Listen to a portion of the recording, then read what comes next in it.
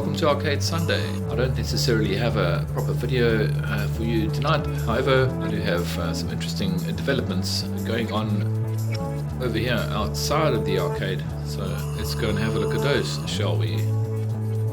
It's Arcade Sunday.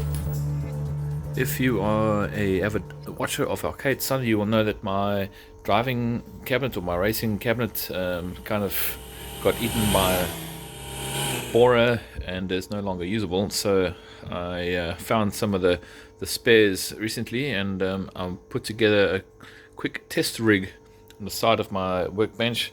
Not very pretty, but there's the foot pedals there, which work great. The original controller actually did feature in my driving cabinet, the good old Logitech driving force. Good control, but messed up, but it does work perfectly. And this is really just a test to see what I can do with the setup on the side of my bench in my garage. I might just, it's right next to the arcade, so it may as well just be right here through the door here. So literally it's like having a driving cabinet on a small scale right next to my arcade. So really, yeah, it's a bit of a mess. It's the back end of the machine. It's literally a PC all in bits, so it looks pretty cool. But yeah, but it is working, so it's cool. I thought I'd just show off some of the gameplay of Outrun, and then some other games that I've got working on here. So yeah, let's have a look at that quickly. Alright, so Ridge Racer 2 is a game that is actually working, up and running. Actually plays pretty well with this steering wheel and the default settings. Seem to work pretty well. Obviously I've had to choose all the analog settings, etc. But yeah, it works pretty well. A good game. I could never get this really running properly under mame on the cabinet that I had before, so this is running on mame now, but this is a much stronger PC. It's an i7, doesn't really look like one, does it? But yeah, so the computational power is much greater than that of the old machine that I had in here, and obviously this is running on an LCD screen. It's just much easier to get things up and running, these kind of more modern games. So yeah, this is cool. This is Ridge Racer 2. Alright, it's another game I used to play a fair amount of Top Speed 2, which also works. I've used the paddle shifters to do the gears low, high.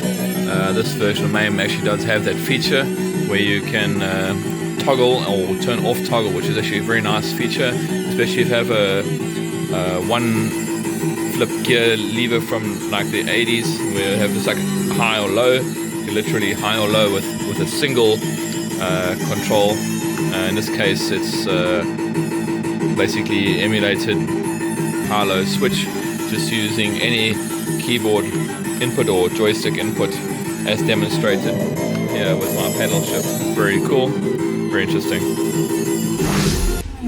Okay, and I've got Turbo Outrun up and running. Again, this is another one of those high-low pedal games where I can literally just click on the pedal and I'll go high and low and play as I want with the analog accelerator input. Also a very cool game, Outrunners. Fun fact, Turbo Outrun was actually an upgrade kit for the original Outrun game, so any of the upright cabinets could be easily converted by changing the PCB to play this game instead of the original. In all honesty, I believe that Outrun, the original, was actually the superior game. However, that is just speculative, and Turbo Outrun definitely has its own place in the arcade. There's been a kidnapping. Alright, so something a little bit unsuspected. This is Time Crisis, obviously, and this game runs absolutely flawlessly on this driving cabinet, but the fact that I've got a foot pedal now to actually play the game a bit, I could theoretically use a mouse to move the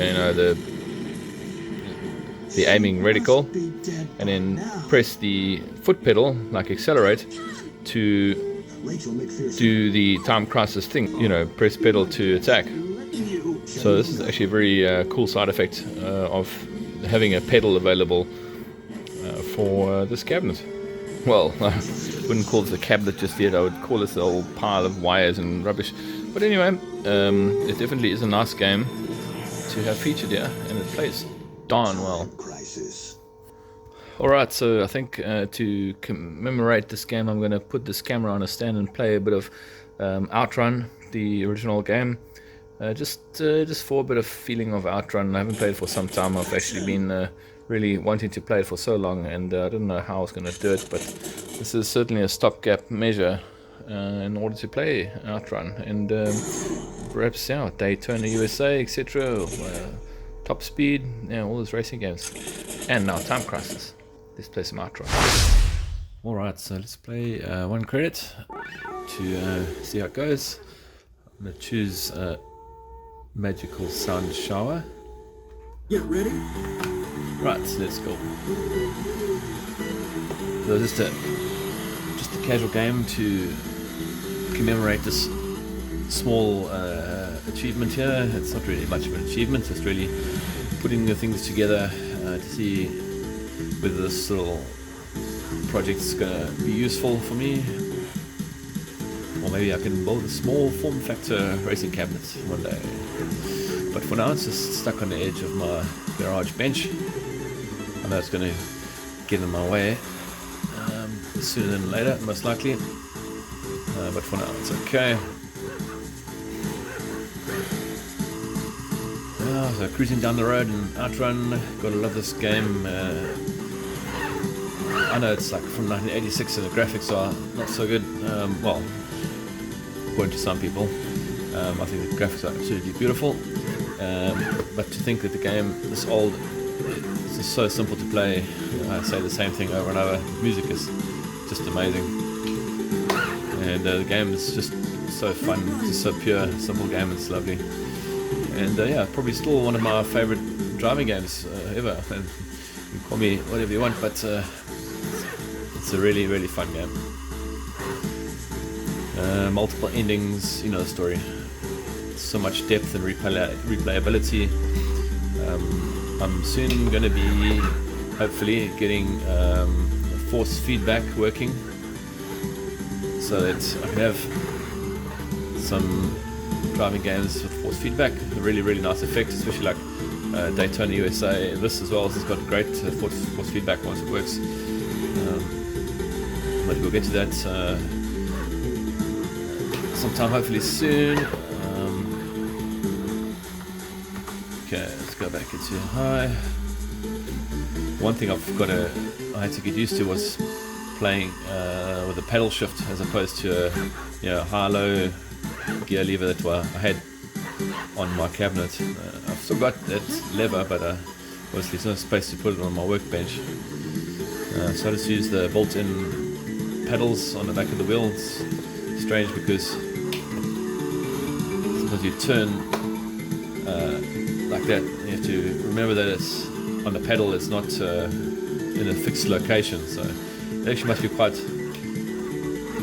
something for real cars, or I believe real cars have got the pedals are stuck behind the steering wheel on the column, so probably not a problem. Not sure why they didn't do that on this game wheel, but Logitech must have had their reasons, i.e. cheaper to produce, no doubt. Nonetheless, it's just a speculation at this point. Okay, sharp turn, sharp to the right, sharp to the left now, or long to the left, shall I say. Okay, we should be able to make it out. I'm just going to go left. Fun. No. Okay, I should make it. It's amazing how you can get quite back into this game quite quickly. This is actually the first time I've played for quite a while, so I'm obviously a bit rusty here and there. Get past all these vehicles. Very good.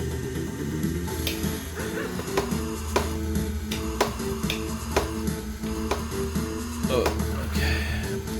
Right, around the corner. A little corner, sharp corner left. Sharp corner right. Okay.